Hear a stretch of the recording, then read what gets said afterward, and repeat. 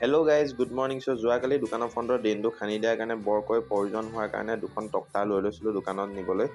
আৰু দোকান গৈ পালোঁ, দেখিলোঁ বা গভৰ্ণমেণ্টে বহুত স্পীডত কাম কৰিলে। মানে আমাৰ ড্ৰেইনটো কালি খান্দিছিলেহে, আজি বনোৱা ষ্টাৰ্ট কৰিয়ে দিলে। চ' তক্তা দুখন কামত নাহিল। চ' মই এতিয়া ভিতৰত সোমাই ধুনীয়াকৈ দোকানৰ কামবিলাক কৰা ষ্টাৰ্ট কৰি দিলোঁ। আৰু যিহেতু আজি ADP কলেজৰ ইলেকশ্যন, চ' পূৰা ৰাস্তা ভিৰ মানুহে ভৰি আছে। আৰু সন্ধিয়া আকৌ ভোক লগা দেখি ৰাজাতে আহি ৰোল এটা খাই ল'লোঁ। আৰু খাই বৈ লৈ ওলাই গৈ দেখিলোঁ যে ইলেকশ্যনৰ ৰিজাল্ট অলৰেডি দি দিলে। আৰু এয়া আমাৰ ভাইটিহঁত ইলেকশ্যনত জিকিল। চ' চবেই মিলি পূৰা উৎপাত কৰিছে, পূৰা মানে এনজয় কৰিছে আজি। আৰু কেৱল এই দিনটোৰ কাৰণে সিহঁতে বহুত দিনৰ পৰা ধৰি কষ্ট কৰি আহিছিলে।